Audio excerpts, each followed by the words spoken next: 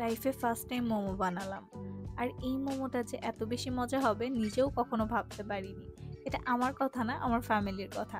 আসসালামু আলাইকুম সবাইকে। এখানে আমি প্রথমে একটা প্যানে সামান্য একটু বাটার দিচ্ছি। আর এখানে দিয়ে দিব কিছু পেঁয়াজ কুচি, হাফ চা চামচের মতো আদা বাটা, রসুন বাটা আর সামান্য একটু তেল দিয়ে আমি সামান্য একটু ভাজা ভাজা করে নিব। মশলাটা ভাজা ভাজা হয়ে গেলেই জাস্ট আমি নামিয়ে ফেলবো। এটা আমি করতেছি কেননা যাতে মশলার গন্ধটা মোমোর মধ্যে না আসে, এজন্য একটু আমি হালকা ভেজে নিচ্ছি।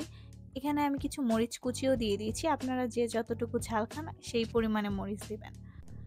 আর যেহেতু পেঁয়াজ, মরিচ আর মশলাটা আমি একটু তেল আর বাটারের সাথে একটু ভেজে নিয়েছি, এতে কিন্তু মোমোতে খুব সুন্দর একটা ফ্লেভার আসে। এরপর মাংসকে আমি একদম কিমা করে নিয়েছি। মাংসটা কিন্তু ব্লেন্ডারে দিবেন না, একটু কিমা করে দিবেন, এতে কিন্তু মোমোটা একটু জুসি টাইপের হবে। এরপর আমি কিছু ধনেপাতা কুচি আর কিছু গাজর কুচি দিয়ে দিচ্ছি।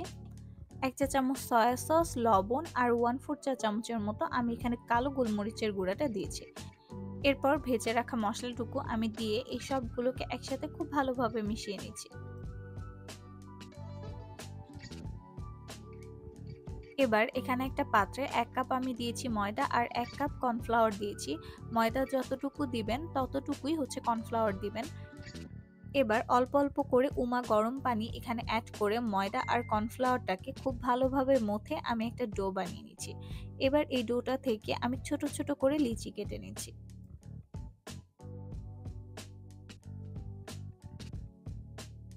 এবার আমি এই এক একটা লিচি নিয়ে খুব সুন্দরভাবে লুচির মতো করে এগুলোকে বেলে নিচ্ছি আর ভেতরে পুর দিয়ে দিচ্ছি।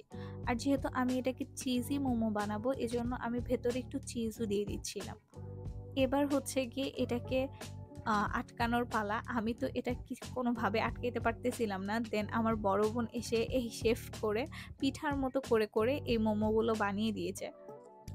তো মোমোর আকৃতি নিয়ে কেউ হাসাহাসি করবেন না, কারণ মোমোর আকৃতি যেরকমই হোক খেতে কিন্তু ভালো হয়েছে। এবার মোমোগুলোকে স্টিম করার পালা। নিচে হচ্ছে একটা পাতিলে আমি আগে থেকেই পানি বসিয়ে রেখেছিলাম চুলায়।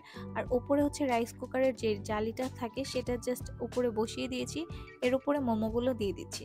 এবার উপরে একটা ঢাকনা দিয়ে দিচ্ছি। ঢাকনার উপরের যে ছিদ্রগুলো সেগুলো আমি টিস্যু পেপার দিয়ে অফ করে দিয়েছি।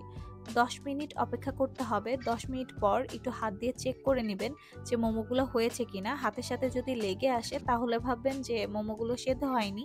আর যদি হাতের সাথে লেগে না আসে তাহলে মোমোগুলো হয়ে গিয়েছে।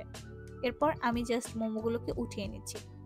তো ব্যাস রেডি হয়ে গেল আমার চিকেন চিজি মোমো। মোমোগুলো কিন্তু স্টিম করার পর দেখতে কিন্তু ভালোই লাগছে, কি বলেন? তো যাই হোক, আপনারাও কিন্তু ট্রাই করতে পারেন বাসায় রেসিপিটা।